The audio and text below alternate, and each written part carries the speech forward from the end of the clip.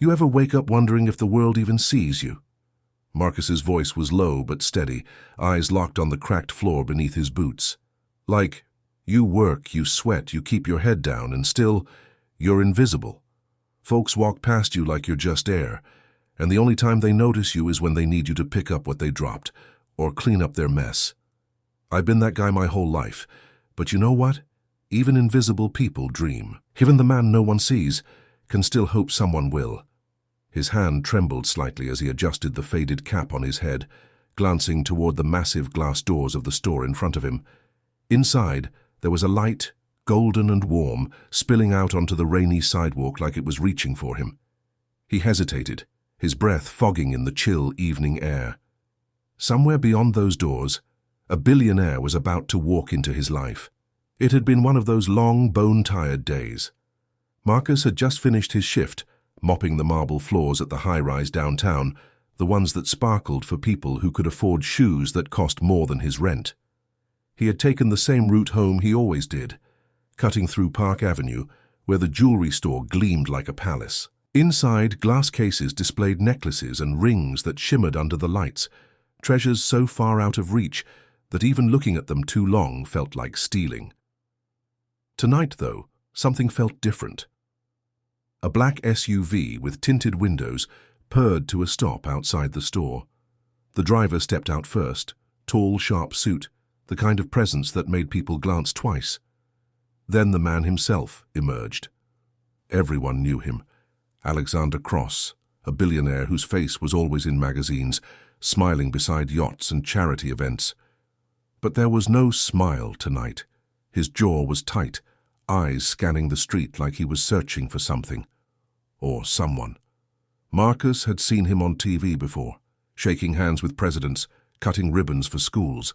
The man's watch alone could probably pay off Marcus's debts twice over. But instead of heading straight inside, Alexander's gaze landed on him. Just him, a janitor in a weathered coat standing outside with rain dripping off the brim of his cap. "You," Alexander said, stepping forward. His voice was deep, controlled, but there was something under it, a weight Marcus couldn't name. "Come here." Marcus froze. Me?" "Yes, you." Alexander's eyes didn't waver. "What's your name?" "Marcus," he replied slowly, every instinct telling him to keep his distance. Alexander studied him for a moment longer, as though he was deciding something very important in those few seconds. Then, without a word, he stepped into the store. Marcus figured that was it, just a strange moment. But minutes later, the billionaire walked back out carrying a heavy black velvet bag tied with gold cord. Without hesitation, Alexander handed it to Marcus. "Take this," he said firmly. Marcus looked at it like it might explode. I don't understand. What is this?" "Jewelry," Alexander replied, his tone blunt, almost impatient. "More than most people will ever hold in their hands. I want you to have it." The bag felt heavier than it looked, the weight pulling at Marcus's arm. His mind raced. This had to be some kind of trap. "Sir, this is a mistake. I think you—" "No mistake." Alexander's gaze was unshakable. "What you do with it is up to you. Keep it, sell it, give it away. But I'm trusting you, and I don't trust easily." Marcus's throat tightened. People didn't just hand him things, let alone fortunes. "Why me?" Alexander's jaw flexed, as if the answer was harder than the act itself. "Because I've learned that the people who've had the least know exactly what to do when they're given the most." The street noise seemed to fade as they stood there. Rain slicked the pavement, headlights cutting streaks through the night. Marcus opened the bag just enough to see the glint of diamonds, gold, and sapphires. His chest constricted. It didn't feel real. "Sir, I don't know what to say." "Then don't say anything," Alexander replied quietly. "Just do something that matters." And with that, the billionaire turned and walked away, sliding into the SUV as if nothing extraordinary had just happened. The vehicle rolled into the traffic, taillights vanishing into the city haze. Marcus stood frozen, bag clutched to his chest, feeling the enormity of the moment sink in. The temptation hit first. Images of paying off every bill, buying a place where the walls didn't leak when it rained, Maybe even a car that wasn't held together with duct tape and prayer. He could finally breathe. He could finally stop feeling like life was a constant climb up a greased hill. But then another thought broke through, sharp and insistent. What if this wasn't just about him? What if this was about what he could do for others? He'd seen enough people in his neighborhood hurting. Mothers working 3 jobs, kids wearing shoes with holes in the soles, old men choosing between medicine and dinner. He knew their faces. He knew their stories. His fingers tightened around the velvet bag. Somewhere inside, something shifted. Marcus turned and began walking, his steps quicker now, heart pounding with a strange mix of fear and resolve. He didn't know exactly what he was going to do yet, but he knew one thing for certain. This gift wasn't going to be wasted.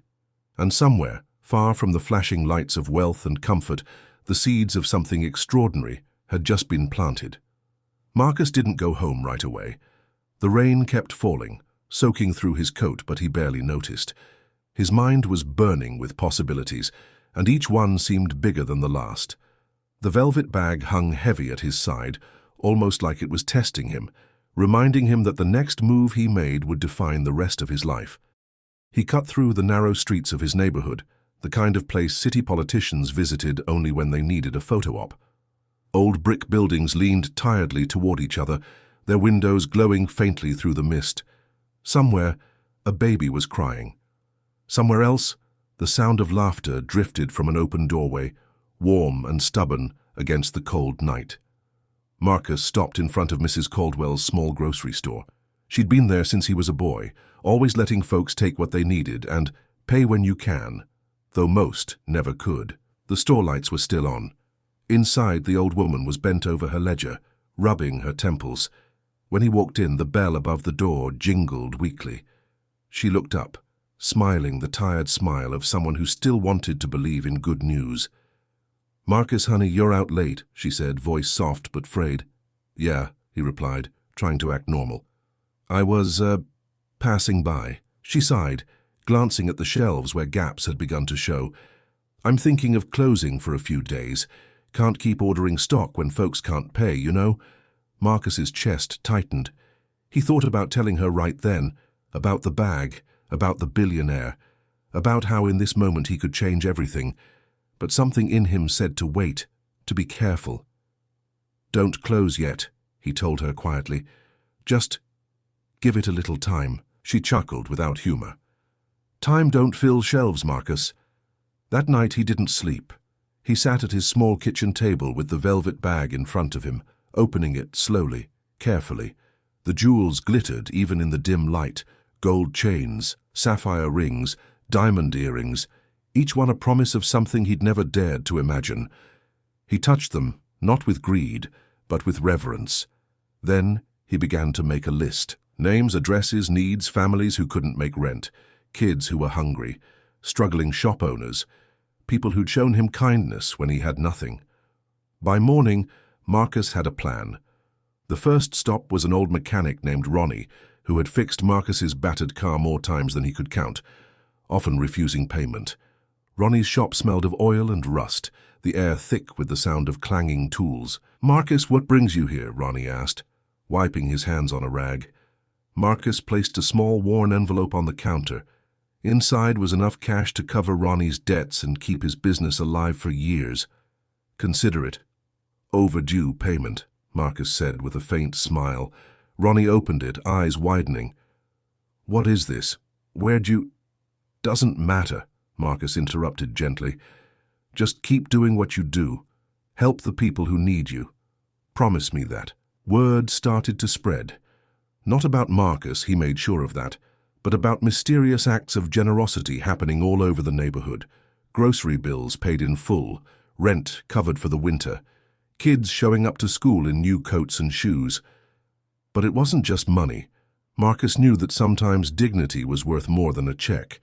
He'd walk into a store quietly, buy out their stock, and leave without taking a thing, so the owner could say business was good. He slipped envelopes into mailboxes without a return address. He left bags of food on doorsteps with no note. It was like a ripple moving through still water. People began helping each other more. The kindness multiplied. Weeks later, on a cold Saturday morning, Marcus was stocking shelves at Mrs. Caldwell's store when the doorbell jingled again. And there he was, Alexander Cross. The billionaire stepped inside, impeccably dressed as always, though his eyes searched the room like he wasn't here for business. Mrs. Caldwell looked up, startled. She'd seen him on TV, but never in her shop. "Marcus?" Alexander said simply. Marcus froze. "Sir." Alexander glanced around the store, then back at him. "I've been trying to find you." "Why?" Marcus asked cautiously. "Because I hear things," Alexander said. "Rumors about some man going around this neighborhood, changing lives. No one will tell me who he is, but I think I know." Marcus looked down, suddenly feeling the weight of what he'd done. He didn't do it for recognition. That was the last thing he wanted. "I didn't spend it on myself," Marcus said finally.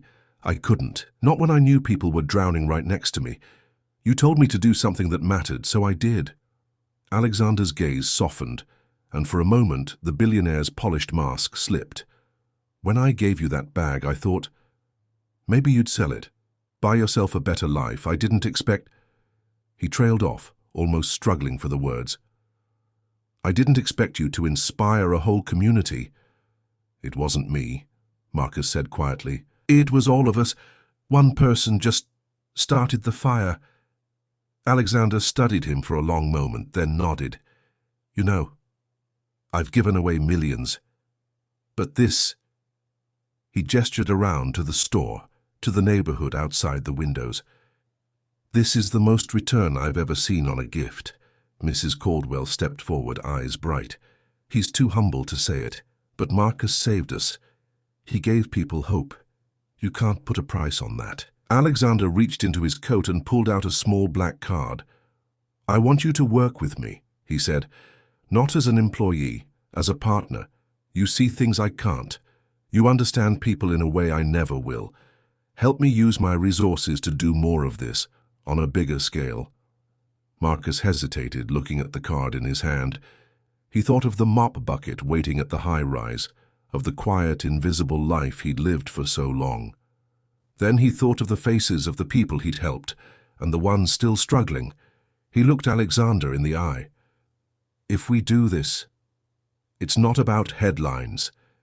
It's about people. Real people." Alexander smiled faintly. "Agreed." From that day forward, Marcus wasn't just the janitor no one saw. He became the bridge between two worlds, one of wealth and power, the other of resilience and need. And together, he and Alexander built something far more valuable than gold or diamonds: trust, dignity, and a network of kindness that spread far beyond their city. Years later, when asked about that night in the rain, Marcus would always say the same thing. "A bag of jewelry didn't change my life. A chance did." And somewhere in the quiet corners of the city, kindness kept moving, unseen, but unstoppable. Because sometimes the richest man isn't the one with the most in his pocket, but the one who gives away the most of his heart. If you believe in stories like this, subscribe to Black Saga, where real acts of kindness are never forgotten.